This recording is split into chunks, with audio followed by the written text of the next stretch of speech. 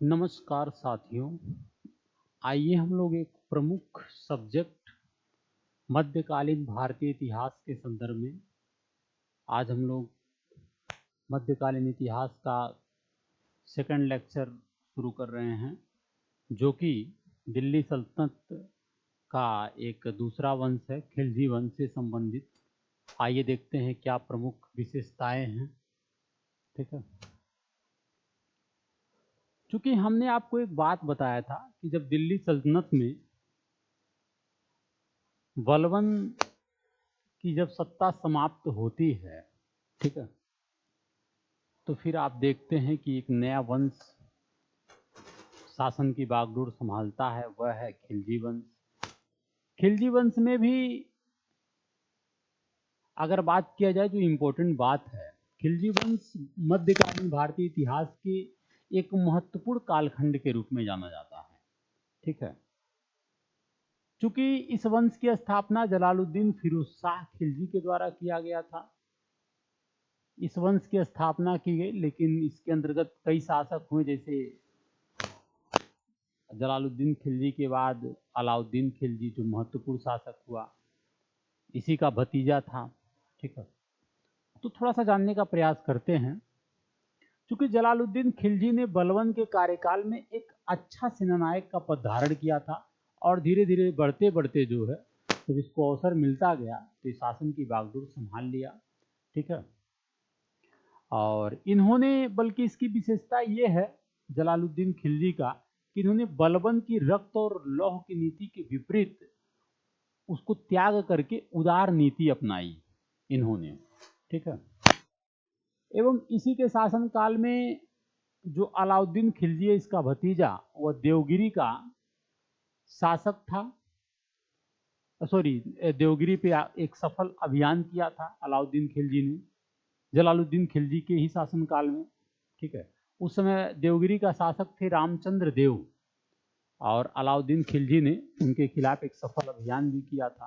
तो इस प्रकार अलाउद्दीन खिलजी भी जलालुद्दीन खिलजी के संपर्क में एक बेहतर जो है पायदान पे आता था, और जलालुद्दीन खिलजी भी अलाउद्दीन खिलजी को मानता था, एक भतीजा भी था।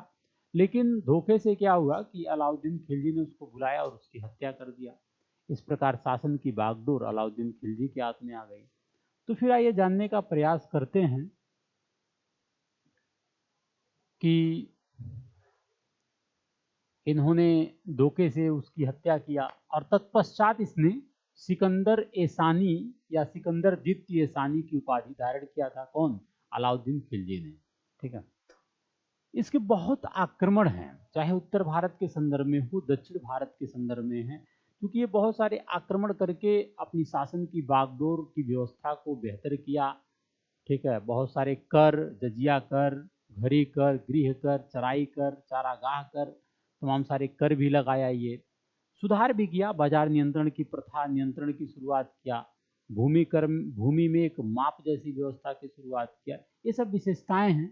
गुजरात पर इसने आक्रमण किया, यहाँ का शासक रायकरण थे उस समय। ठीक है, इसको भी पराजित इन्होंने किया।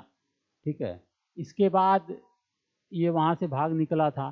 फिर रणथंभौर पे राजपूताना का जो सबसे शक्तिशाली शासक था रणथंभौर, वहाँ भी अलाउद्दीन खिलजी ने आक्रमण किया। ठीक है, फिर इसकी कहानी रानी पद्मिनी से भी जोड़ा जाता है, जो कि मलिक मोहम्मद जायसी ने अपनी प्रमुख रचना पद्मावत में इसका उल्लेख भी किया है। ठीक है, तो ऐसे तमाम प्रकार के उत्तर भारत के क्षेत्रों पे इसका आक्रमण है। दक्षिण भारत में भी आक्रमण किया है इसने, जो कि बेहद इम्पोर्टेंट है। चूंकि दक्षिण भारत के अभियान जो उत्तर भारत के विपरीत थे, बात आप जानते हैं। और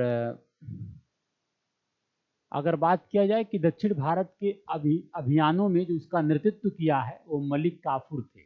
मलिक काफूर ने ही दक्षिण भारत के अभियानों में अलाउद्दीन खिलजी का नेतृत्व किया था। क्योंकि इसकी विस्तृत जानकारी बर्नी के द्वारा कृत तारीख ए फिरोज शाही में मिलता है कि दक्षिण भारत के अभियान का जो नेतृत्व किया था वो मलिक काफूर के द्वारा किया गया था। ठीक है, इसके साथ साथ देवगिरी का शासक राजा रामचंद्र देव ने, देवगिरी का शासक थे राजा रामचंद्र देव। इसके बाद राजा रामचंद्र देव के बाद जो है उनके पुत्र शंकर देव, ठीक है, बाद में शासन पर कब्जा किया। यहाँ भी अलाउद्दीन खिलजी ने आक्रमण किया था, देवगिरी पर भी। ये सब पूछा जाता है क्वेश्चन, ठीक है। अलाउद्दीन पहला ऐसा सुल्तान था जिसने अस्थाई सेना की व्यवस्था की एवं जागीर देने की प्रथा प्रचलित किया। घोड़े को दागने की प्रथा प्रारंभ की। अत्यधिक कर में वृद्धि भी किया। हिंदुओं से भूमि कर उपज का 50%, यही इसकी क्रूरता का कुछ कारण है।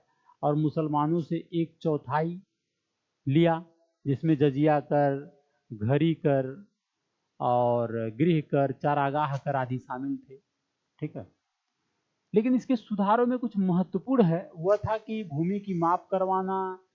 इसके लिए इसने दीवान मुस्तफराज विभाग की स्थापना भी किया है। दीवान मुस्तफराज विभाग की स्थापना भी किया है अलाउद्दीन खिलजी ने, ठीक है। इसके साथ साथ अलाउद्दीन खिलजी ने जीवन निर्वाह की आवश्यक वस्तुओं के मूल्य की मांग तथा पूर्ति के नियमानुसार उसमें नियंत्रण के लिए बाजार नियंत्रण विधि जैसी व्यवस्था भी अपनाई, ठीक है।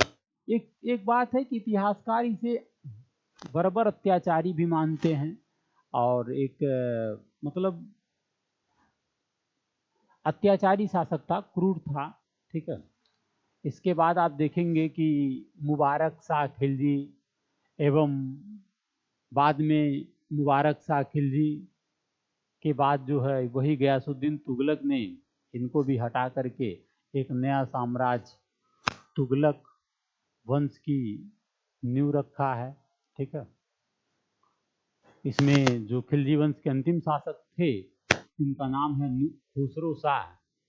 खुसरो शाह की हत्या के बाद जो है तुगलक वंश की नींव रखा गया है। इसको भी आगे जानने का प्रयास करेंगे, तुगलक वंश क्या है, ठीक है। नेक्स्ट क्लास में इसको देखेंगे। जय हिंद।